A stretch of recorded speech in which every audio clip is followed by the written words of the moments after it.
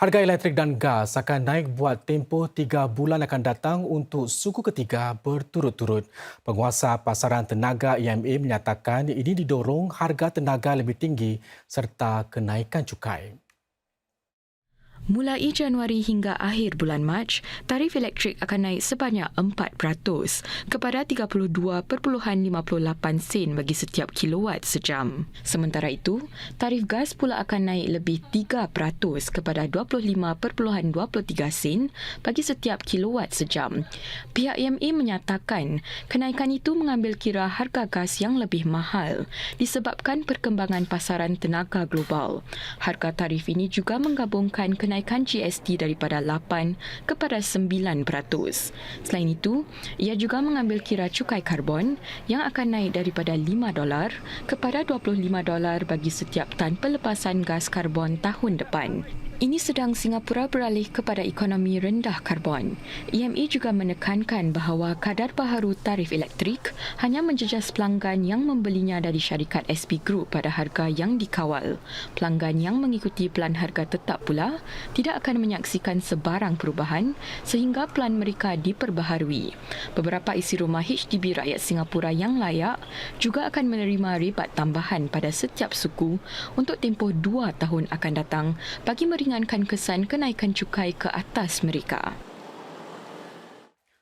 Dalam pada itu, saudara, sekitar 950,000 isi rumah HDB warga Singapura akan menerima rebat pada Januari. Ini bagi meringankan beban kenaikan cukai GST selain cukai karbon dan harga air yang turut sama meningkat. Mereka yang tinggal di flat 1 dan 2 bilik akan menerima jumlah tertinggi rebat sebanyak $210. Sementara mereka yang tinggal di flat-flat 3 bilik dan lebih besar pula akan menerima antara $130 hingga $190 untuk utiliti dan rebat SNCC bernilai separuh hingga sebulan. Menurut Kementerian Keuangan, rebat YouSave dapat menampung bil utiliti antara 8 hingga 10 bulan bagi mereka yang tinggal di flat 1 dan 2 bilik. Manakala pemilik flat 3 dan 4 bilik pula menerima rebat bernilai 4 hingga 6 bulan. Bekalan vaksin demam selsema di beberapa klinik di sini semakin rendah disebabkan oleh permintaan yang melonjak akhir-akhir ini. Lebih ramai orang juga ingin dapatkan perlindungan tambahan sebelum bercuti ke luar negara. Kumpulan klinik perubatan ini sesak dengan pesakit sejak beberapa minggu lalu disebabkan oleh lonjakan kes COVID-19. Bukan itu sahaja, jumlah kes demam selsema juga meningkat hampir 30%. Maka itulah jumlah kaki tangan serta bekalan ubat-ubatan perlu ditingkatkan. We generally prepare for about 30% more than what is expected, but just to kind of cope with the anticipated increase in volume load as well. Namun begitu, tambahan bekalan vaksin demam selsema masih tidak mencukupi kerana permintaan melebihi jangkaan pihak klinik. Ramai penduduk ingin mendapatkan tambahan perlindungan sebelum keluar negara, memandangkan kes demam selsema semakin melonjak. So more people actually came forward for influenza vaccines. Most clinics actually ran out of stock for influenza vaccine by mid-December.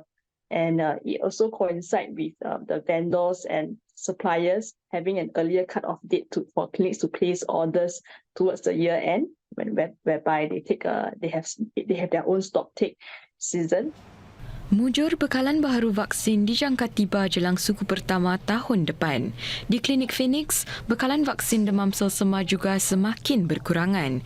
Ia kini mengutamakan pesakit-pesakit yang lebih mudah jatuh sakit seperti warga emas. We have tried to reach out to our suppliers, but our suppliers are out of stock as well. Most of the clinics as well as hospitals were also ordering more stock. There are only a few suppliers who have registered influenza vaccines in Singapore, and hence all these suppliers are out of stock at the moment.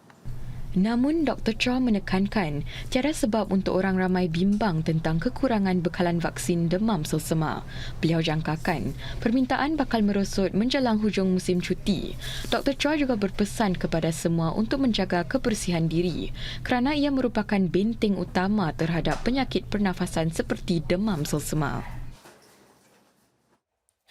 Perdana Menteri Lee Hsien Loong menyuruh orang ramai agar sentiasa berwaspada supaya tidak jadi mangsa penipuan atau scam. Ini selepas munculnya skrip video online yang menunjukkan seolah-olah beliau menyokong sebuah produk pelaburan.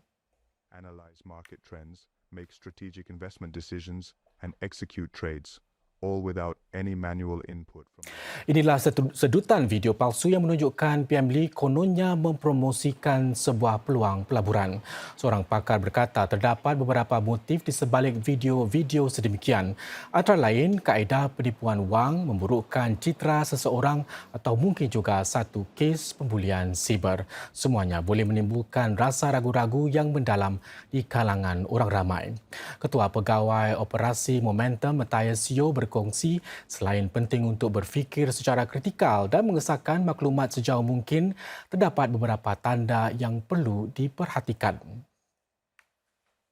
Look out for some blurry borders around the face and that blend into the background, or artificially looking skin, like if the skin looks extra smooth, especially looks like it's been edited, because real photos or real videos doesn't look like that, or maybe even slow speech. Dan saudara, menurut para peniaga di sekitar kawasan Marina Bay, sambutan pada malam tahun baru kali ini mungkin adalah yang terbaik pernah dianjurkan. Mereka juga ingin lakukan beberapa kelainan berbanding tahun-tahun sebelumnya. Orang ramai yang inginkan pemandangan terbaik pertunjukan bunga api memilih untuk ke Singapore Flyer. Malah tempahan meningkat antara 20 hingga 30% berbanding tahun lalu. Bagi memberikan pengalaman unik buat para pelanggan, restoran Level 33 yang terletak di Marina Bay menganjurkan pesta bertemakan Masquerade.